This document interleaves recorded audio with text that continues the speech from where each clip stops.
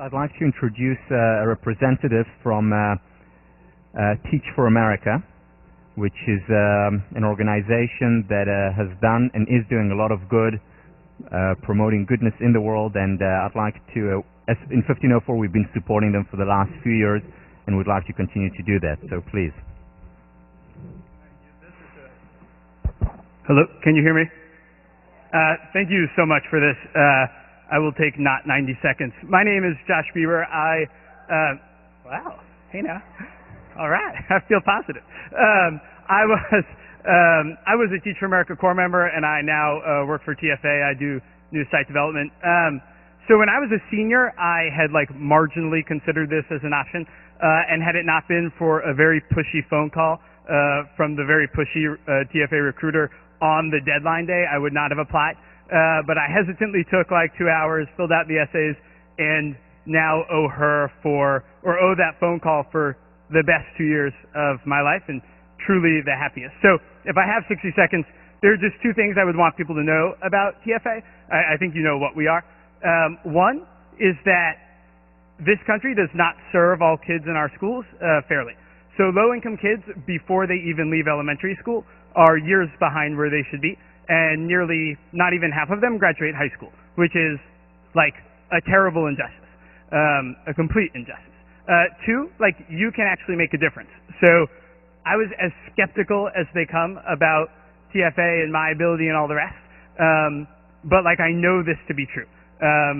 If you walk into a class of 5th graders who on day one are years behind where they should be and hate school and are kind of inclined to hate you because of it, and 9 months later they leave on or above grade level, begging for summer work and wanting you to hang out on the weekend, you kind of think anything is possible. And that's, clearly I'm here now. So for me, Teach for America was an opportunity to actually align my actions with my thoughts and my hopes and be part of the change we all talk about wanting to see. So I would encourage you all, regardless of what you think you may do next year or where you may go beyond that, to really consider this. It was the best thing I could have done. The final deadline is tomorrow. It's easy to do. You don't need recs. Just apply. And give yourself the chance to fall in love with it the way that I did. And I would just end by saying, if you're in this room right now, you probably have had the best education anyone your age anywhere could possibly have. And our students and our schools need you. So please join us. Thank you very much for the time, and have a good class.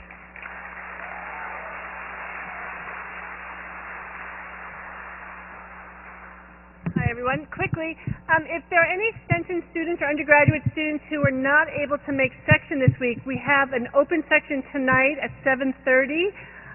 That'll be videotaped for the extension school. So if you are available and interested in attending that, please come see me after class. Thanks. Now, I'd like to introduce now two very dear friends and supporters of positive psychology who are doing arguably more than anyone else to disseminate the ideas of positive psychology in a rigorous and fun way. And I've asked them to give a brief presentation about the Masters of Applied Positive Psychology at UPenn, the only master's degree, well, the first master's degree in the world. There are a couple of others now. And they'll talk a little bit about, just for 15 minutes, about the masters before we jump into our material today, which hopefully will be exciting. So, James and Debbie, please.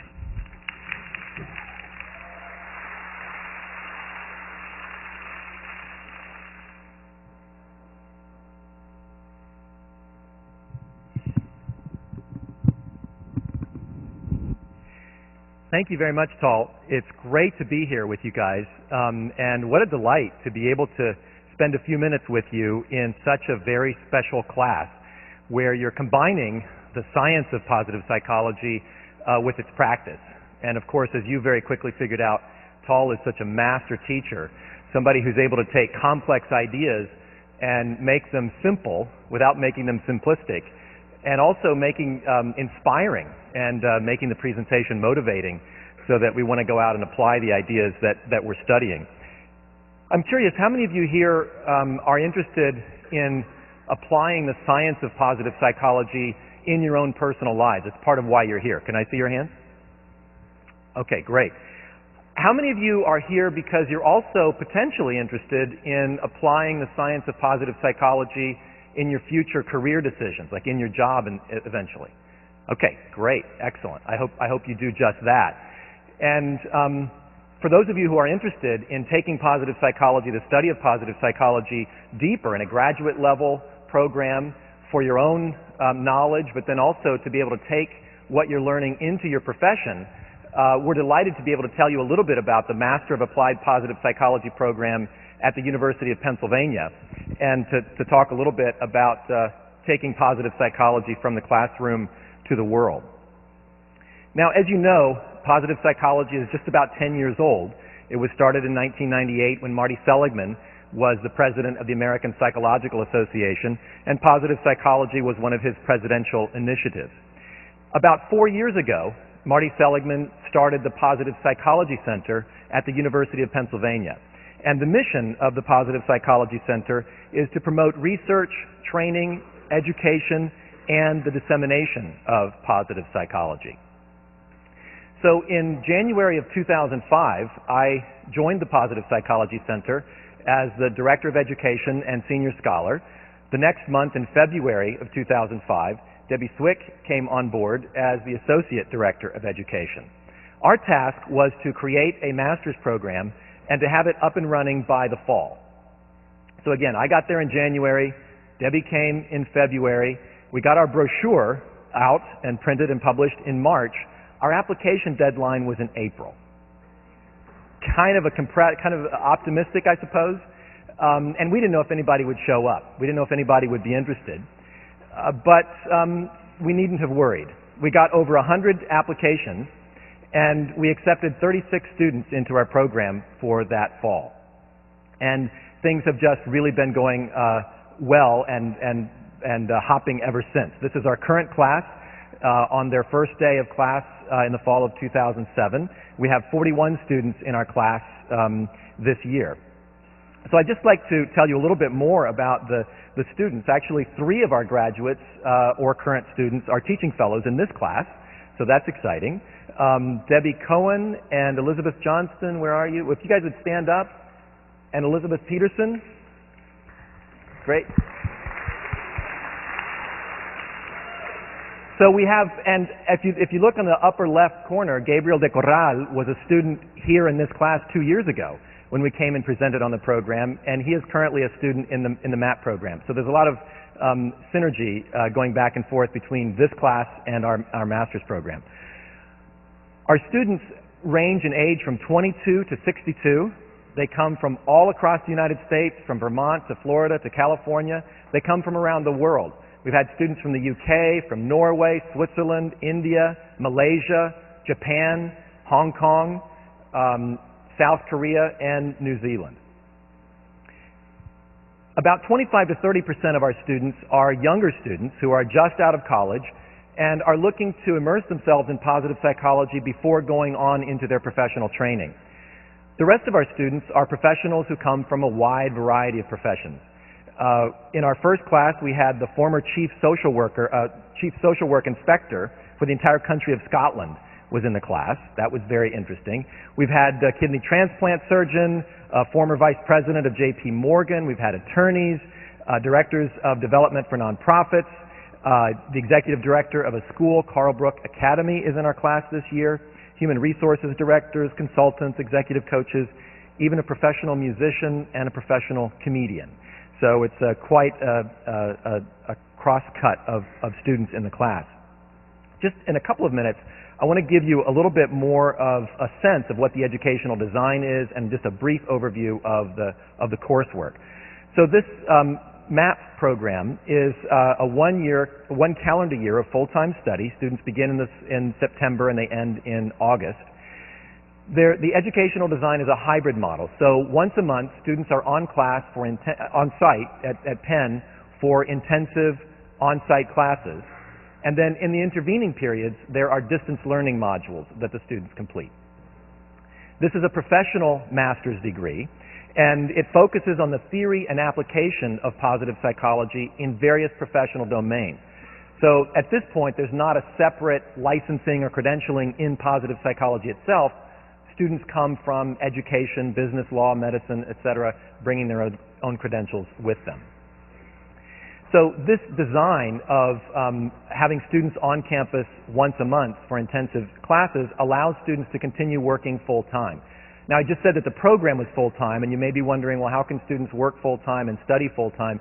Keep in mind this is a professional degree and an executive education model that's intended to be, it's designed for people who are themselves working full-time and still taking classes full-time. So most of our students continue in the work they've been doing, continue to work full-time while they come to our class. Another advantage of this model is that students aren't required to live in or near Philadelphia. Students can commute in from across the United States, and what has been a surprise and a pleasure to us, students have decided to commute in from as far away as Europe and Asia. So I don't know what your commute today was like to come to class, but some of our students come from as far away as South Korea and New Zealand every month to be a part of the positive psychology classes. So you can imagine that adds a real excitement and energy to the class, and puts a little bit of pressure on the professors to make sure that we have something worth coming halfway around the world for.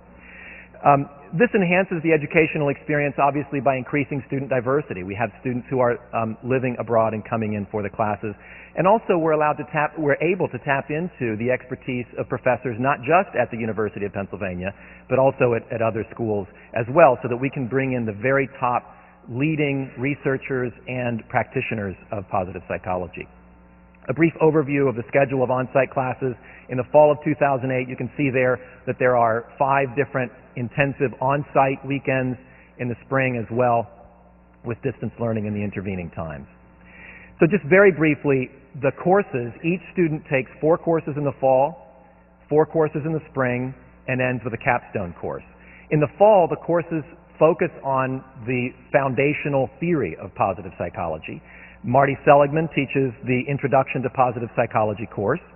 Angela Duckworth teaches a course on research, methods, and evaluation. It's very important for our students to have a real good grasp of the science of positive psychology, understanding the research methods behind the results.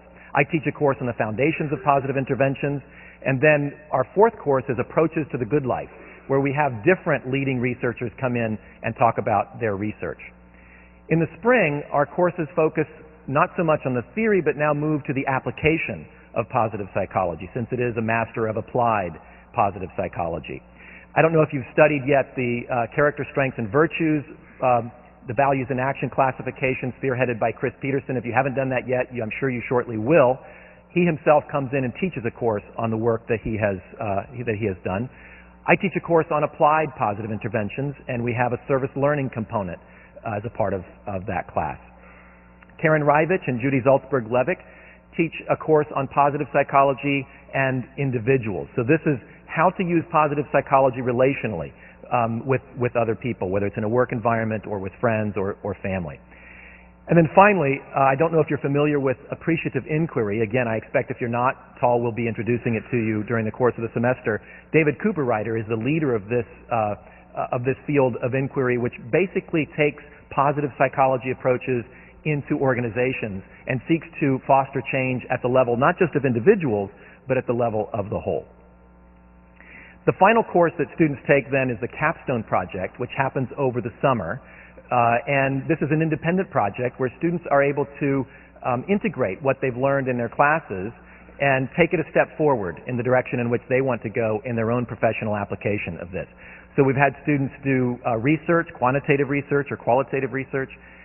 We've had students do literature reviews in a particular area of interest, book proposals for books they want to write, or workshop proposals, and those kinds of things. So that's just a brief overview of the courses. Debbie's just going to take a couple of minutes to show you some pictures. There's been a lot of text in the last few minutes. Debbie will show you some pictures and tell you more about the classes. Debbie. Thanks. Good. This is good. Thank you. You heard about the courses from James, and I'm going to tell you a little bit about how they're set up and what they are. And this is a picture from Immersion Week. Immersion Week is when the very first time students meet together, they come for 5 days to Penn, and we have class from 8 to 5. And I know that sounds kind of crazy, but we have a lot of fun, as you can tell. And they stay engaged because we bring faculty in from all over the place, and this world-class faculty, they really have a chance to interact with these. The class is 41 students. They take all their courses together, and it's more a seminar than a lecture. So they really get to interact quite a bit, and then during breaks and during lunchtime, etc., they get to see these people that just have come in from various places. Another form of interaction that you get in the MAP program is with cohorts. Everyone is put in a cohort of about 3 to 5 people, and you'll do different projects with these people. You'll do a lot of things via in distance learning. You'll communicate a lot with these people, and it just is another depth that you get when you get to work with people from all different places and all different demographics. And one of the things that we really try to use the capstone project for is a stepping stone into what you're going to do with your application. And many people have taken this and they have created workshops that they're doing. One person actually took the primer in positive psychology and she translated it into Japanese, and she's getting it published. And that was quite a project for her. And other people have published in scholarly journals their capstone work. And people get to give presentations, and this is a photo of someone giving a presentation at the Positive Psychology Summit. And so there's a lot of different things that students do as we bring them through the program, as we give them a solid foundation, and then we help them to start applying this and move towards that. But one of the biggest questions that we get when we have applicants call in is, what can I do with a MAP degree? And I'm going to tell you just a quick snapshot. Sasha Lewis Hines is the first person there. And she is now in the PhD program of development psychology at Columbia University. So she came to the MAP program before getting her PhD, so she has that foundation, and that's what she wants to use and focus on as she goes through and gets her PhD. The second person up there is Senya Myman, who has worked with hedge funds, but she found in her spare time, she found some time to create the Positive Psychology News Daily website, which is articles about the research and application of positive psychology written by MAP alumni who are out there actually doing that. And another thing that she's been able to do, along with a lot of other MAP alumni, has been involved in trainings and been involved in projects that have come through the Positive Psychology Center. As we get different projects to train people in the UK to put positive psychology in their schools, the people that we draw on are MAP alumni because they have the education and the foundation that is needed to be able to put through these projects. So we hope to continue to put together alumni with various opportunities that come along to us. Caroline Miller is the third person there, and she is an author, and she's getting ready to publish her second book. And she's also a speaker and a coach, and she has had the opportunity since MAP to actually teach a lot of courses. And she's very focused on goal setting, and she's very focused on sports psychology. So this has really expanded what she's been able to do.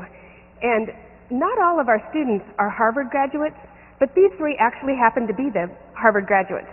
So it's very interesting to see that little snapshot, and we hope that we have many more Harvard graduates coming to our program.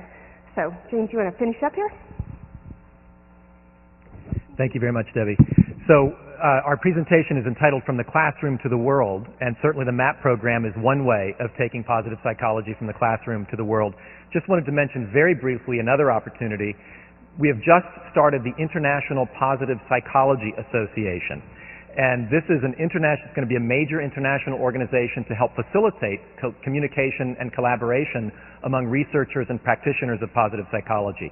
Here is a picture that was taken at the first Board of Directors meeting that happened in October. Not pictured here is Tall, who is a member of the Board of Directors, as are a number of other leading positive psychologists from the United States and around the world. There's a special student membership, so I encourage you to check out the International Positive Psychology Association at www.ipanetwork.org and join to stay abreast of the latest developments in the field of positive psychology. I wish we had time for your questions, but I know Tall has a lot of great stuff for you today, so we'll move along. Just want to let you know that there will be an information session this afternoon from 3 to 4:30 in Harvard Hall, room 103. So we'd love to see any of those of you who are interested to stop by and talk with us, and we'll be able to talk in more detail about the specific questions that you might have at that point. We'll also be here for a few minutes after class. We have some brochures with us. We'd love you to take a brochure if you're interested. There's always more information can be found on our website at pennpositivepsych.org, or you can email us at the address listed. So we hope to see a lot of you at the MAP program sooner or later. And in the meantime, wish you a very successful semester as you dig into the science of positive psychology and put it into practice in your own lives, and think about how to take positive psychology from the classroom to the world.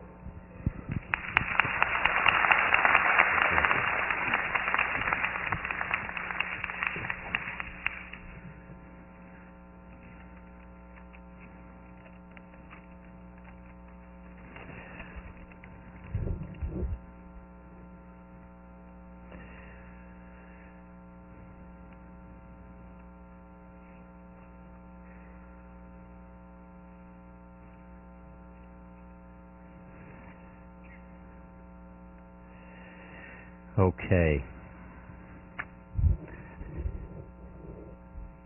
You know, it's such a privilege to be a part of MAP, because what you have there in a year is all the top people from the field. So many of the people that we'll talk about, whether it's Barbara Fredrickson, whom we'll talk about in a few minutes, whether it's David Cooper-Ryder, whom we'll talk about, whether it's Marty Seligman, of course, will come there and present to you, and you'll be spending quality time in small groups with them. Real privilege. So what I want to do today is finish up. I want to finish up on the basic premises. Second.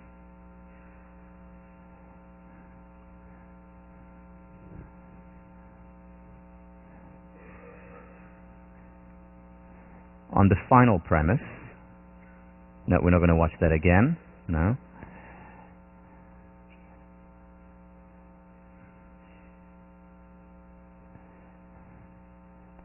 Or that. Here we go. The final and fifth premise is an important one. It's a philosophical one, but one that I wanted to introduce at the beginning of the course so that you understand where I'm coming from, where this course is coming from. Because many people say, okay, so happiness is important, you know, we seek it, we have, you know, declarations, national declarations, individual declarations of how important it is for us, but that doesn't mean that it is important. Or the fact that it is important doesn't mean that we ought to do it. My argument here is that not only is it important, it also ought to be important. So first about the is.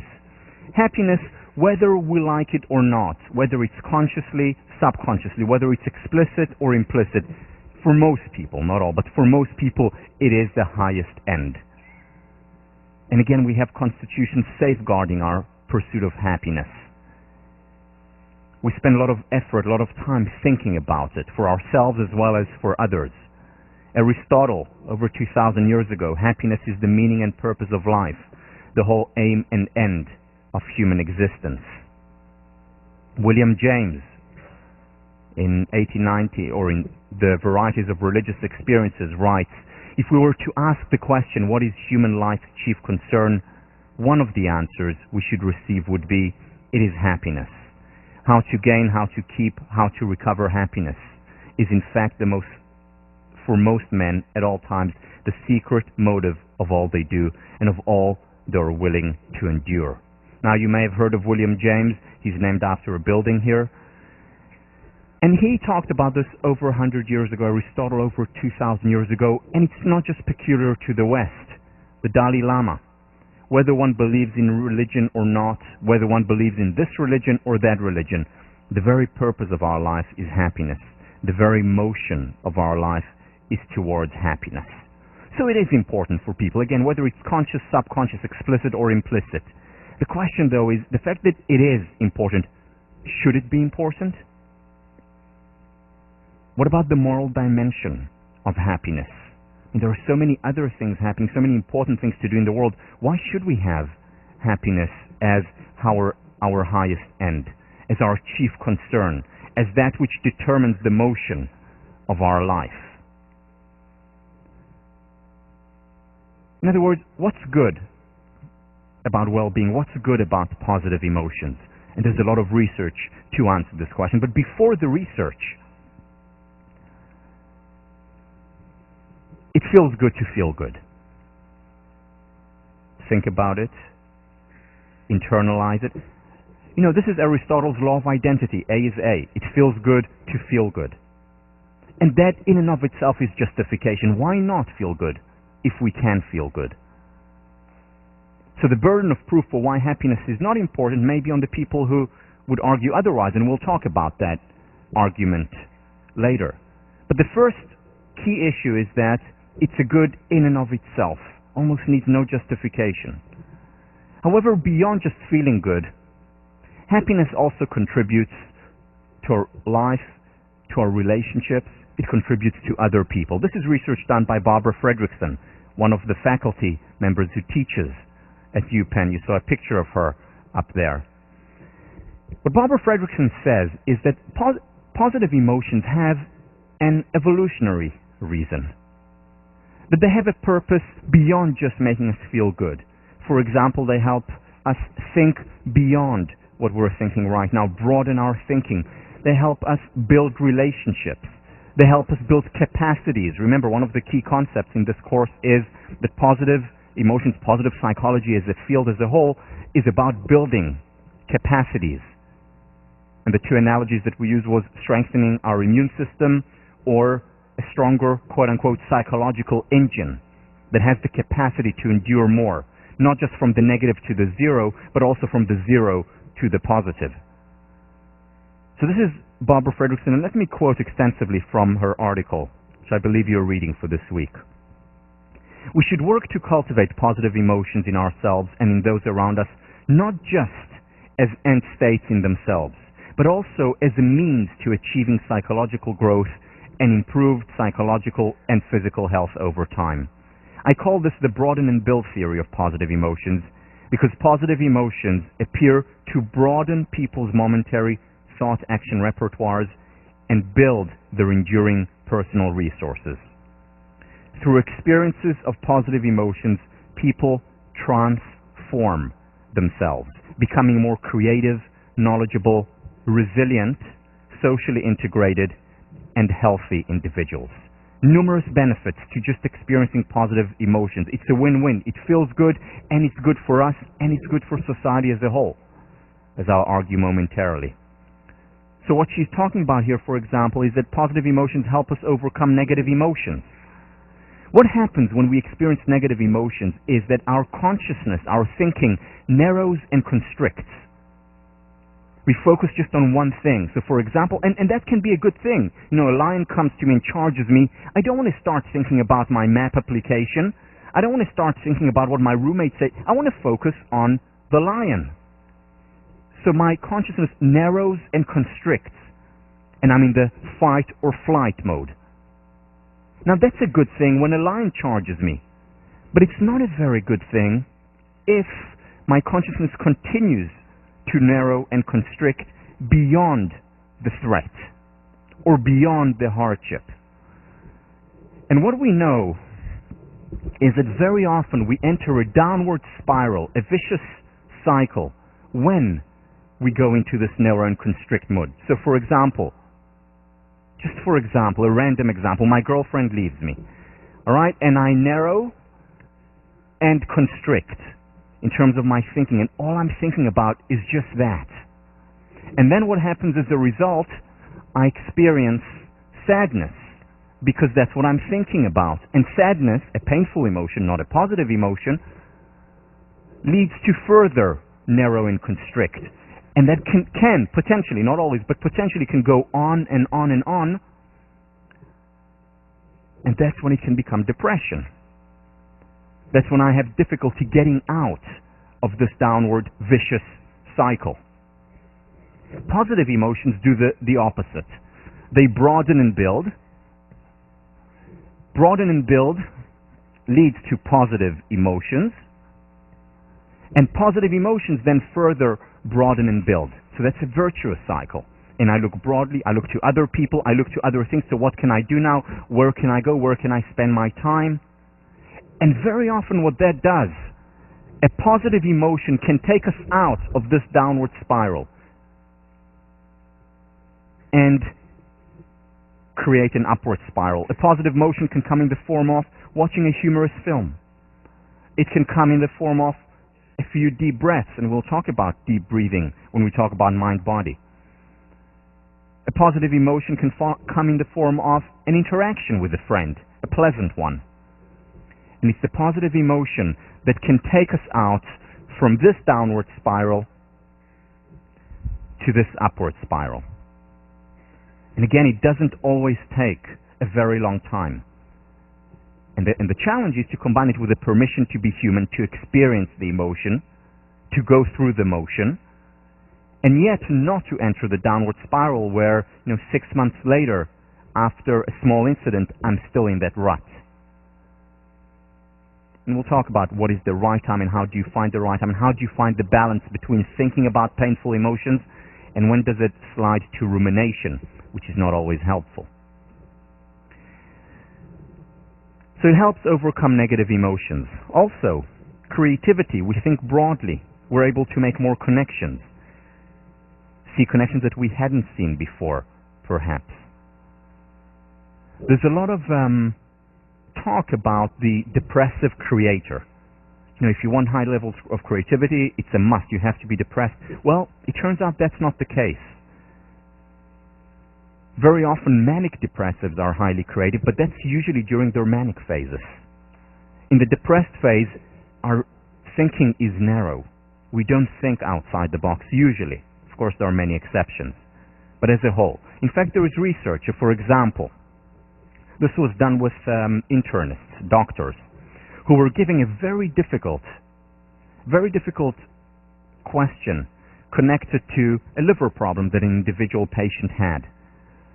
And they divided them randomly into 3 groups. The first group was a control group. They just had to solve that problem. The second group was given a statement about the humanistic value of medicine, why it's so important to be a medical doctor. And the third group was given candy and just put in a funny, playful, good mood. The third group that was given the candy and was put in a positive, playful mood outperformed the other 2 groups significantly. They thought about more options, and they actually came up with better solutions to that problem. Again, this is one of many, many studies in this area. Another example, children.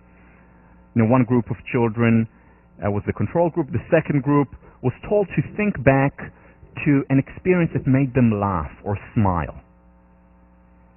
And that group did much better on a learning task than the control group because they were put in a positive mood. Again, it's a win-win. It's defined in many ways the no pain, no gain paradigm, whether it's of education, of doctors, or in school, as well as generally in the workplace. Because you see, also motivation and energy, you don't need research for that. You know that when you're feeling good, you have more motivation, you have more energy. And of course, there is a lot of research to back that up. And ultimately, success. They look at in the professional world, people who are able to manage their emotions better and lead to more positive emotions, get out of this narrow and constrict to the broaden and build, are in the long term more successful. Again, it's not the people who don't have painful emotions. Remember, they're all dead. It's the people who experience painful emotions, but are all at the same time able to shift themselves, their consciousness, their thinking, their experience to the positive more readily. And happier people are more successful because they have more energy and work harder. It's because they're pursuing something rather than running away from something, what's called approach rather than avoidance goals. We'll talk about that during the week on goals. Also because they form better relationships.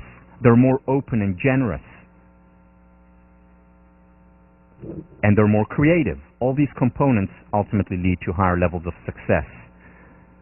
Positive emotions don't only contribute to our success, they don't just contribute to our feeling good, they also contribute to our well-being. Optimistic people, and again, not Pollyannish detached optimism, but grounded optimists, on average live significantly longer. Bless you. Their immune system is stronger. So it also helps in terms of physical health. But now the question is the moral question. What about other people? How can I talk about or act in my life pursuing my happiness? Isn't that selfish? And the answer is yes, it is selfish. When I talk to myself, when I say to myself, I want to be happier, I say to myself that I want to be happier. That's a selfish thing. So is that bad? Is that immoral? Well, in our culture, selfishness and immorality have essentially become synonymous. And that's a problem. And here is why. Because this is the number one. Equating the two, selfishness and immorality, is the number one cause, subconsciously mostly, but not only, number one cause of unhappiness. Because people feel guilty about pursuing their own happiness. People feel guilty at times feeling good about themselves. How can I? How dare I feel good about myself? How can I pursue my own happiness when there is so much suffering in the world, and there is a lot of suffering in the world? So how do we respond to that? First of all, happiness is a positive-sum game. It's not a zero-sum game. Neither is it a negative-sum game. It's not that my happiness takes away from other people's happiness, which would be a negative-sum game. If I have more, you necessarily have less. It is not even a zero. Or rather, if I have less, you have less. That's a negative-sum game. Or a zero-sum game. If I have more, you have less. It's a fixed pie. It's not that. It's a positive-sum game. Why? Because happiness is contagious. If I'm happier, I'm more likely to contribute to other people's happiness and well-being. Being happy, in other words, is also a moral state in the sense of actually contributing to other people's well-being. The Buddha talked about it thousands of years ago. Thousands of candles can be lighted from a single candle, and the life of the candle will not be shortened. Happiness never decreases by being shared. It's like passing on light. And if you're happy and work on your own happiness, you're contributing indirectly to other people's happiness. Just like the baby who laughed last time made you laugh. It's contagious. Generally, people who work on their happiness, again, not people who experience a constant high, they would have real difficulty having relationships since they're dead. But generally people, those of us who are alive, who work on our happiness, who experience the vicissitudes of life, the ups and downs, but overall work on our happiness and become happier and happier, have better relationships, more generous, more accepting of other people, more tolerant of other people, as well as of themselves. There's a lot of research to show that helping ourselves, in other words, working on our happiness, contributing to our well-being, leads us to also be more generous and benevolent toward others. This is research by one of the leading researchers, one of the first researchers in the area of positive emotions, Alice Eisen. And she showed time and again how feeling good is good for us and good for others.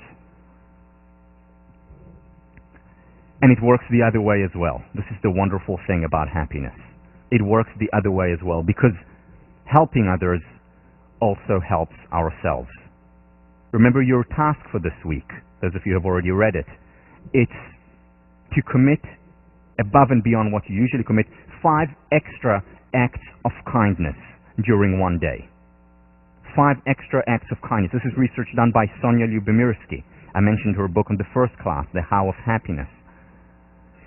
She's done fantastic work showing how people who help, whether it's helping 5 extra acts during the week, it can be more, doesn't have to be restricted to 5, or people who help 5 extra acts during one day, it actually contributes to their well-being. So helping others is also helping ourselves. One of the things that I say, and only half in jest, is that I know of no more selfish act than a benevolent act. And again, only half in jest, because the two are interconnected. And there is a self-reinforcing loop between the two, where helping others helps ourselves, and helping ourselves in turn helps others. And rather than looking at it as selfish, and some people may feel dis-ease with it, rather though as looking at it as selfish, i.e. equal immoral, we should look at it as something that is so wonderful about our nature, a part of our nature that we should celebrate. The fact that our happiness is tied to others, the fact that we're tied to others in a web of empathy, that's a wonderful thing about human nature. A thing that we need to celebrate much more than we are doing already.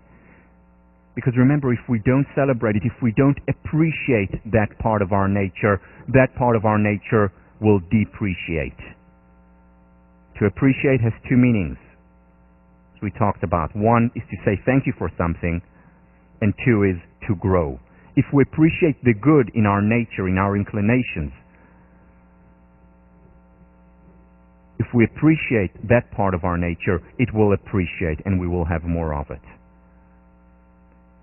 If we look down on it and say, it's a terrible thing that I just derived benefit from helping other people, then that part of our nature will depreciate over time.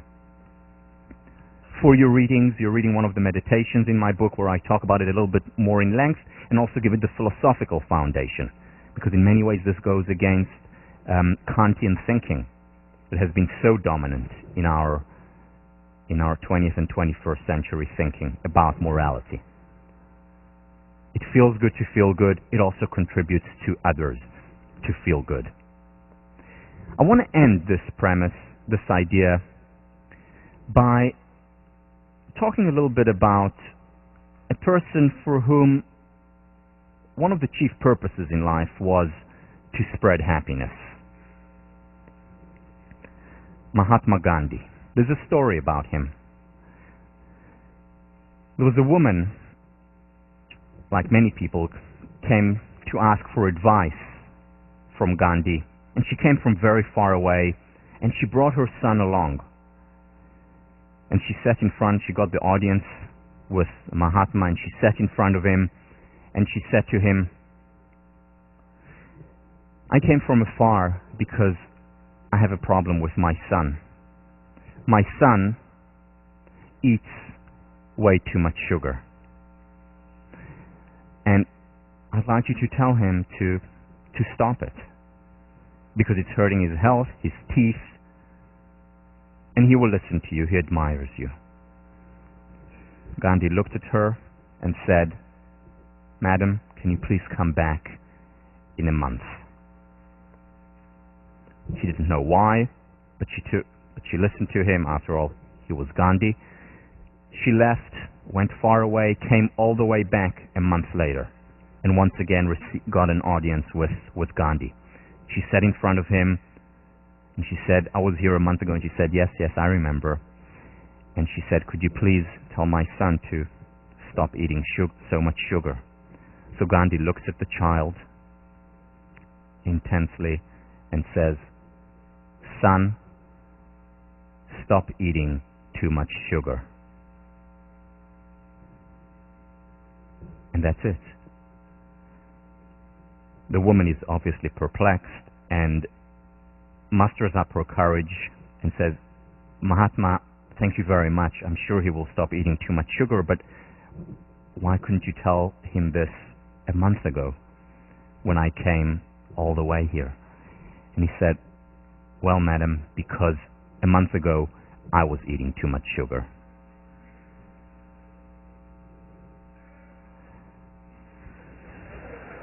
Yeah, I know it's a very sophisticated joke. It takes a while, but I'm glad you got it.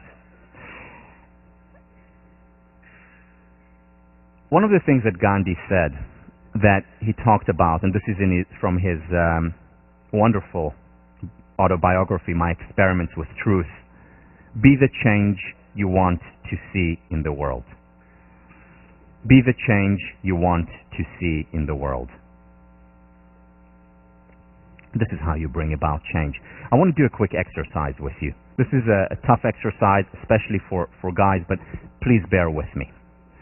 So, if you don't feel comfortable doing it, don't do it. What I'd like you to do now is the following. Take your thumb and your middle finger and create as much as possible a 90-degree angle.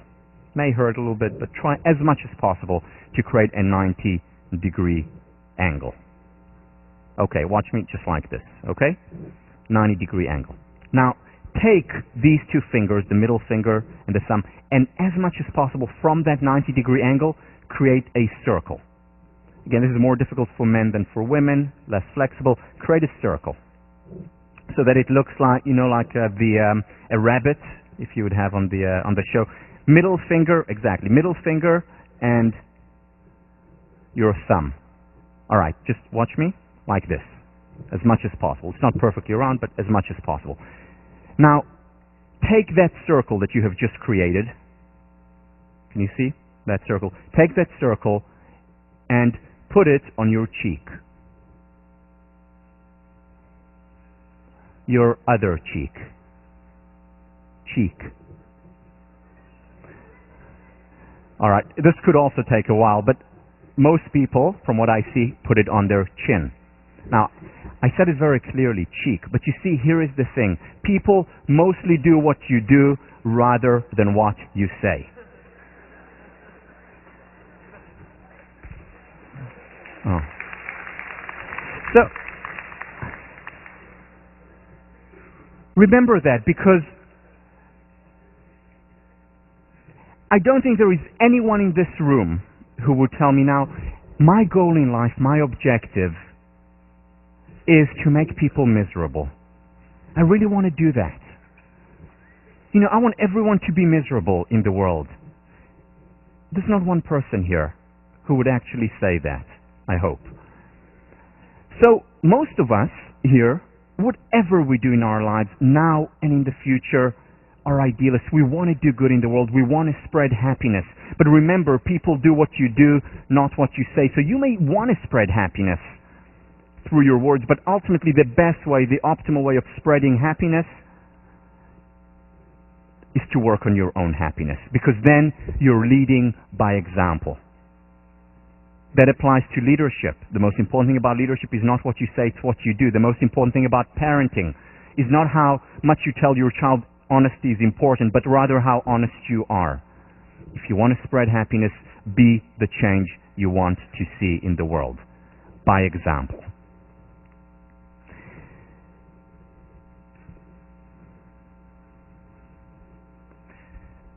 So these are the 5 basic premises that we talked about. They form the foundation of the course. And what we're going to do over the next couple of months is expand on these. Most importantly, see how we can take the research, the rigor, and apply it to our lives. So let me move on now to the next lecture.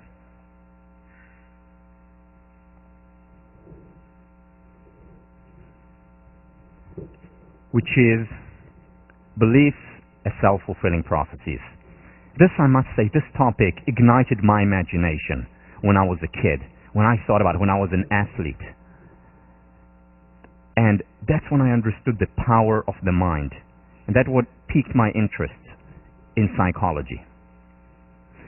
And I want to start with a story, a specific story that in many ways I can see as the first story, psychological story that I heard, or the story that I heard that brought home to me the message of how important psychology is to well-being and to success.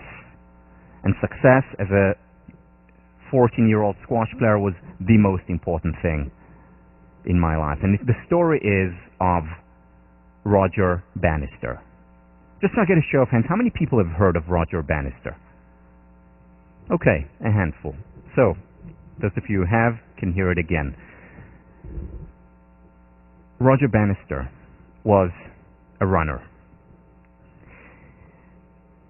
He ran the mile, and until 1954, running the mile in under 4 minutes was considered impossible.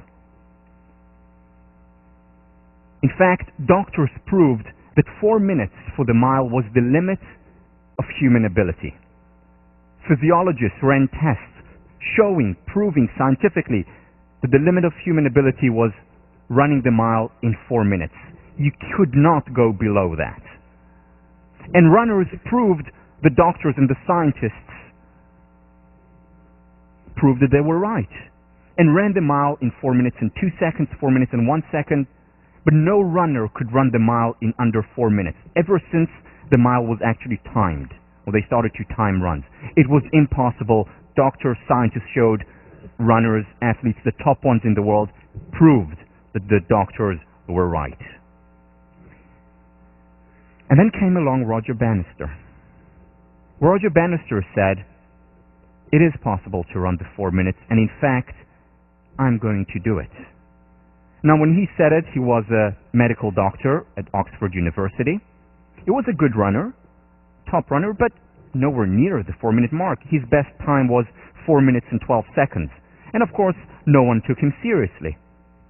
But Roger Bannister continued to train and work hard, not harder than the rest of the runners, but as hard as the top runners in the world, and he did get better. In fact, he broke the 4 minutes and 10 seconds mark, 4 minutes and 5 seconds mark, and then he got to 4 minutes and 2 seconds and stopped, like everyone else. Could not go below the 4 minutes and 2 seconds, so he wasn't even the best runner in the world, but among the best. But he continued to say, it is possible, there is no human limitation on that, we can run the mile in under 4 minutes. And he continued to say it, continued to train, to no avail, for years. Until 1954. On the 6th of May, 1954, on his home turf at Oxford University, Roger Bannister ran the mile in 3 minutes and 59 seconds. Sensation. Front page news all over the world. Science defied. Doctors defied. The impossible made possible. It became known as the Dream Mile. Now listen to this. For decades, ever since the mile was timed, no one broke the 4 minute barrier. It was considered impossible. And then on the 6th of May, Roger Bannister does it. 6 weeks later, John Landy, an Australian runner, runs the mile in 3 minutes, 57.9 seconds. The following year, 1955, 37 runners run the mile in under 4 minutes. 1956, over 300 runners break the 4 minute barrier. Now what happened? Was it that they suddenly started to train harder? Of course not. Was it new technologies, new shoes? It wasn't. It was the mind. Look how powerful the mind is. It wasn't the fact that they were running that time and they said, oops, we're over the speed limit, let's slow down a little bit. Not at all. They were trying their hardest, their utmost. And yet the subconscious mind limited them, prevented them from breaking that barrier. That happened to be not a physical barrier, as the doctors and physiologists and scientists had claimed. It was a mental barrier. And what Roger Bannister did was break down the fort, the mental, psychological fort. Beliefs are self-fulfilling prophecies. Very often they determine how we perform, how well or how poorly we perform. They often determine how good or not so good our relationships are. They're the number one predictor of life success as well as well-being, as we'll talk about. So what we're going to talk about today and next time is how beliefs shape reality. How it works, what is the mechanism, the science behind the power of the mind. Because in many ways this sounds like mysticism. And part of it is mystical, still not understandable, but we're going to talk about, as much as we know, why it works and how it works. There's unfortunately a lot of misunderstanding about optimism, because the self-help movement in many ways is about telling us how it's all about the power of the mind. We'll talk about Think and Grow Rich, the book. We'll talk about The Secret, which is about creating our realities through our thoughts. And there's some truth to these, but only some truth. We're going to bridge Ivory Tower and Main Street and show the science and also the danger behind that belief. Most importantly, how do we apply it? How do we enhance the belief we have in ourselves? If there is such high correlation, and there is very high correlation in predictive power to a sense of hope, to a sense of optimism, to beliefs, if they so much determine our outcome on the athletic field, in the workplace, in a relationship, if it matters so much, then how can we raise our beliefs? And we'll talk about work by Bandura on self-efficacy, work by Nathaniel Brandon on self-esteem. How we can make a dream into reality.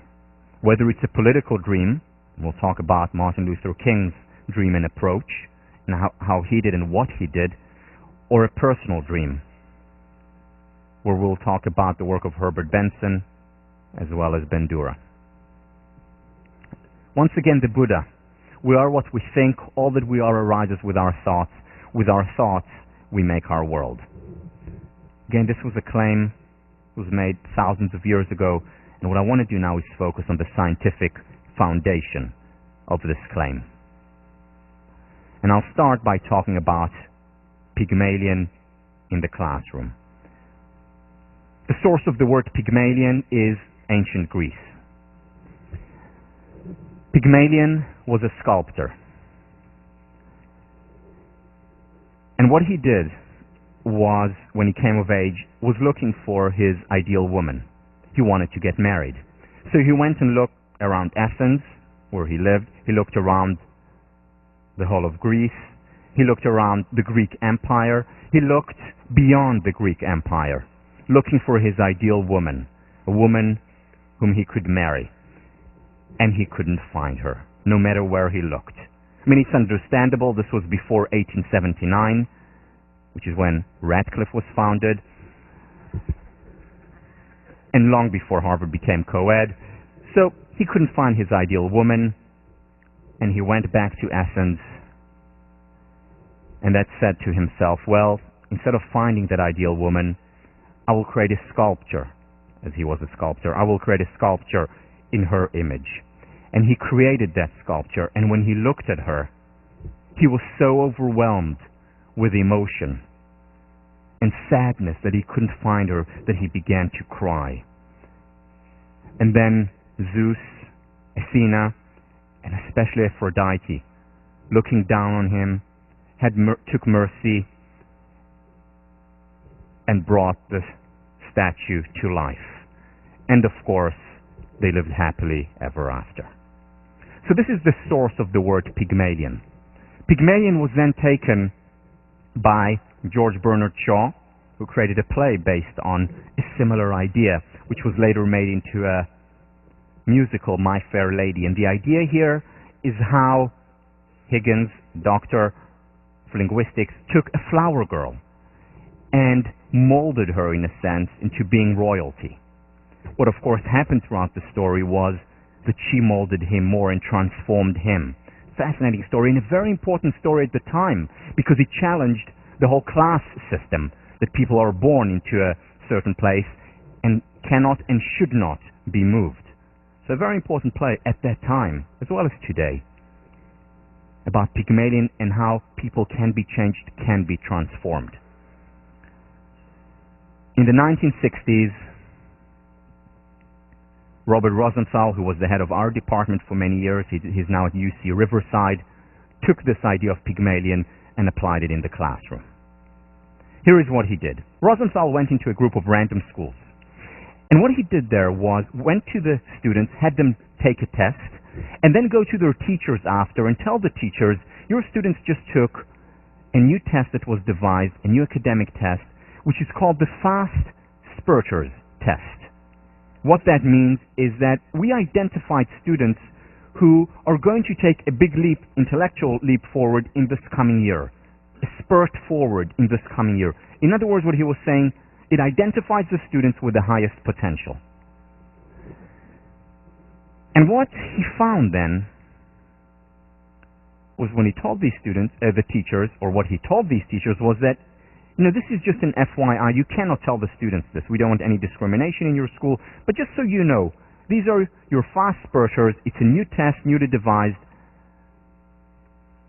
Just so you know. Unbeknownst to the teacher, the actual test that was given those students was a regular off-the-shelf IQ test. Also unbeknownst to the teachers was that these students' names, who were deemed fast spurters, highest potential students, were literally randomly picked out of a hat. So these were regular students, like all other students, but the teachers thought they were fast spurters. Robert Rosenthal leaves the school, comes back in at the end of the year. And here is what he finds. He looks at their English scores. The fast spurters improved significantly more than any of the other students. He looked at their math scores, because English is not really objective, and maybe it was the teachers who thought they were better than they were really, so he looked at their math objective scores. These students improved significantly more than any of the other students. But here is the clincher. Robert Rosenthal administered, once again, an IQ test for all the students. And what he found was that the students who were labeled, randomly so, but who were labeled fast spurters, their IQ increased significantly over the year and maintained that increase in a longitudinal study. Now, this is mind-boggling. IQ is supposed to be your intelligent quotient that you're born with. It's immutable. It doesn't change from the day you're born to the day you die, or so they thought.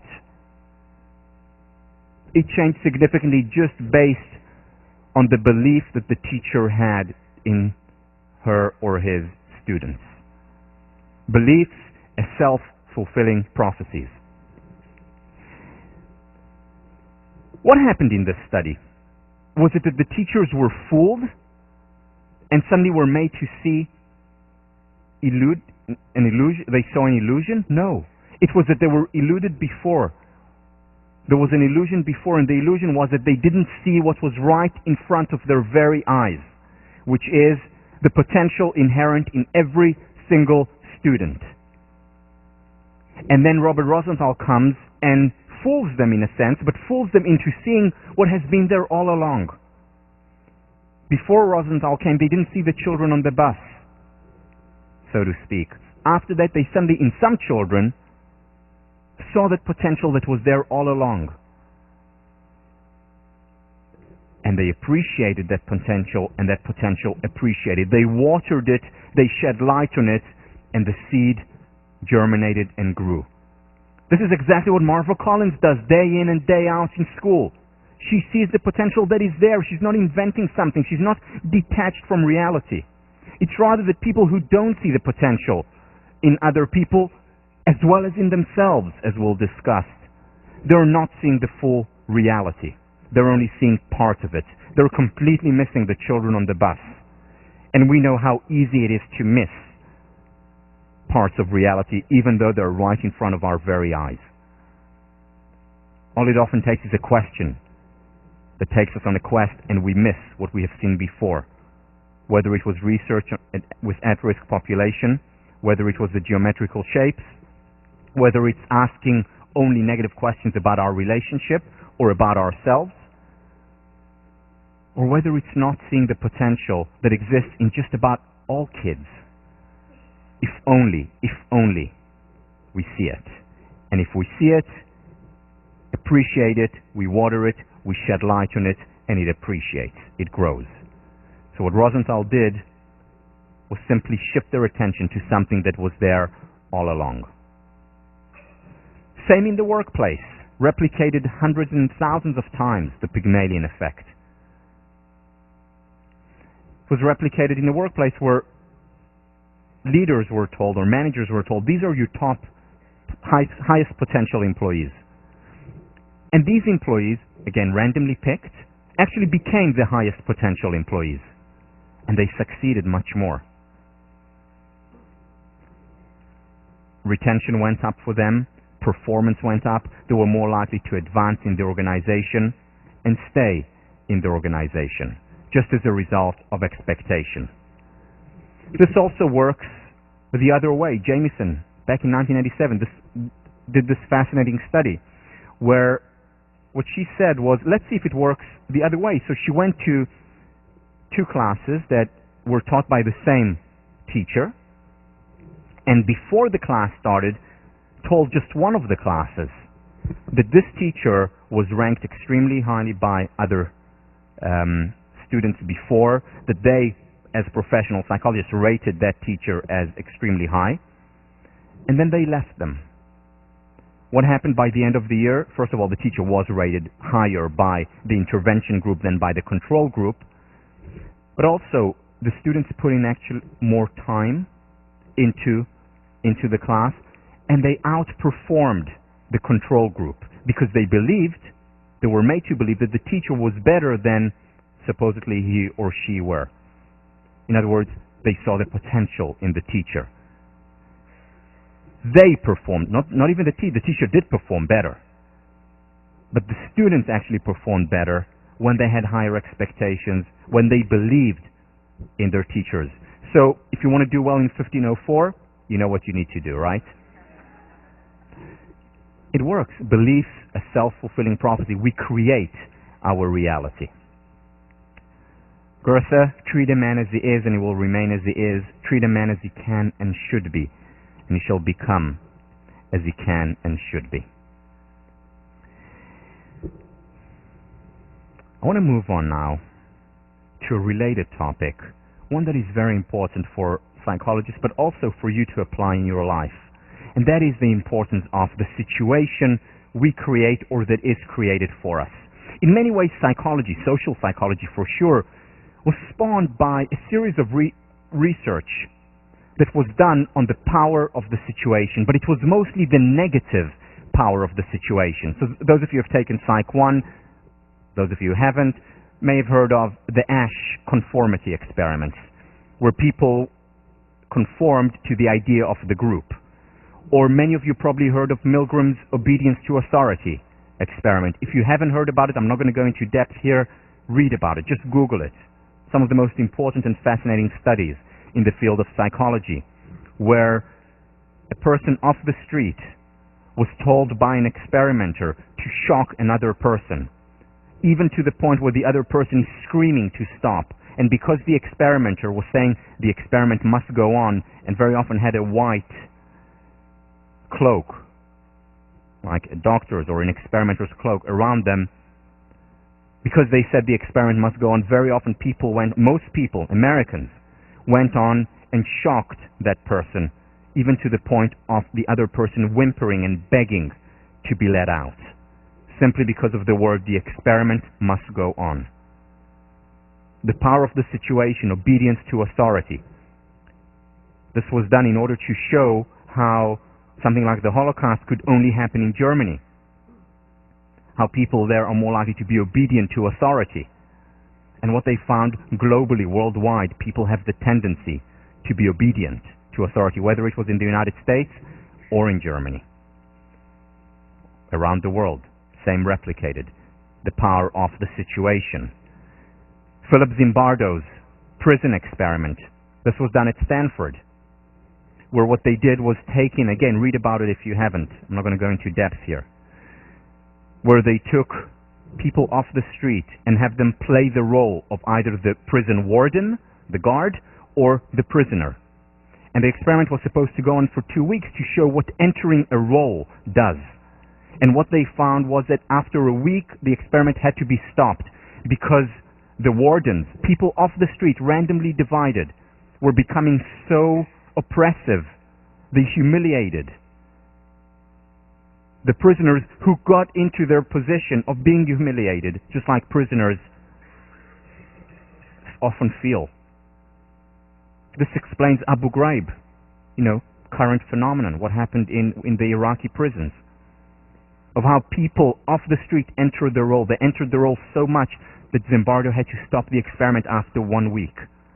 Go on YouTube and watch the video about this mind-boggling stuff. So this is all important, good to know, important to know, but not enough. Because if the situation is so powerful, why just the emphasis on the negative? Why not think about creating positive situations that will help us lead happier, more moral lives? And this has, just like a lot of the positive psychological approaches, has been ignored with a ratio of 21:1. So let me share with you just a couple of studies in this area, both of them done by our very own Ellen Langer. This, by the way, the study that I'm going to share now is going to be the backbone of a movie coming out about Professor Langer. Person who's going to play Ellen Langer, she's the first female tenured professor in the psychology department. The person who's going to play Langer is Jennifer Aniston. And the movie is coming out hopefully in a year. But it's about this experiment that I'm going to share with you now. So this was done in 1979. Here is what Langer did. What she did was take men who were above 75 years old and send them to a retreat, which was a 1959 retreat. Meaning, even though this was 1979, the music was from 1959. The magazines that they read, that they were all around, were 1959. The daily newspapers were 1959. Everything was 1959. Even they had to go into the role, just like in Zimbardo, they had to play the role of 1959, as if they were 20 years younger. Now, of course, it was a psychological experiment. They had all these different measures taken before, after. And here is what they found. 1 week retreat. At the end of the week,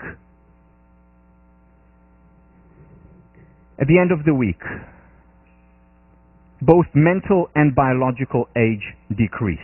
For example, they became more flexible in tests. They became stronger. Their grasp, their legs, their body became stronger.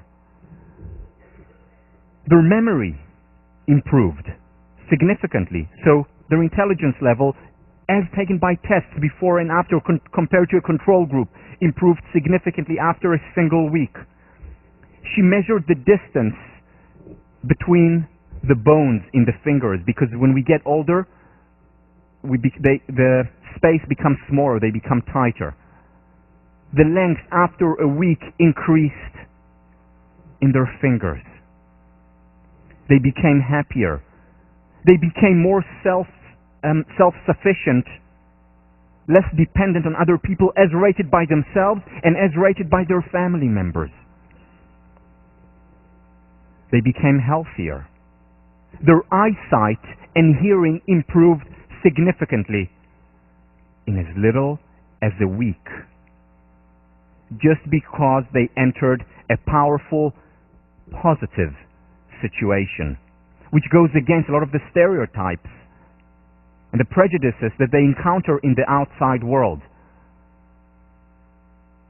So just by quote-unquote acting a certain role, they became that role, just like Zimbardo's prisoners became their role in as little as a week.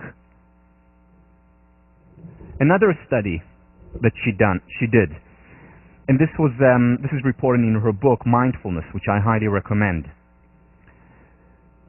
She took in and tested people's eyesight, and she gave them a normal eyesight chart, measured them, wrote down their performance. And then she took the exact same people, this time put them in pilot's overalls, and at the same time put them in a flight simulator and showed them the exact same eye chart. Same distance, same eye chart. The only difference being they're sitting in a flight simulator and they're wearing pilot's overalls. They were sitting there looking at the eye chart, and again she ran the eye test. 40% of participants' eyesight improved significantly as a result of just changing the situation. Same distance, same chart, same everything. Different situation. The question is, how do we create a positive situation? How can we create a situation that improves us with the role? And I want to share with you a couple of studies. I'll share one study and then another later about the environment. First of all, the work of Baj. Priming is when we have subconscious or conscious priming. For example, you're looking at a screen and for just a few milliseconds, a word appears, and that word primes you. And there's a lot of research on how it can prime you negatively with stereotypes, for example, with prejudices, or positively, but not enough on positively. So here is a study done by Baj, where he primed people with words associated with old. So for example, words such as old, words such as stick, word such as, like a old person stick, words such as Florida. Really, that's one of the words he primed people with. So he primed people with quote-unquote old words. And then he had them take, compared to a control group, an intelligence test and a memory test. The memory of the people who were primed with quote-unquote old words, they performed worse than the control group. Second, he looked at these people and measured how fast they walked from where the experiment was to the elevator, and also had blind evaluators, people who didn't know which condition they were in, evaluate how they were walking. So the people who were primed with old actually walked more stooped than the other people, and they walked significantly slower toward the elevator, not knowing that they were primed with old words. They walked slower toward the elevator than the people who were not primed with these old words. Subconscious completely. And then he did the same thing, priming people with words related to achievement. The people who were primed subconsciously with words related to achievement did better on tests than control group. Their memory improved, and they persisted more on difficult tasks. And the question is, and the thing that I'll talk about next time, is how can we create consciously and subconsciously a positive environment where we actually can take out the most moral, most successful self, to appreciate that self, to help the environment bring out the best in us. Next time.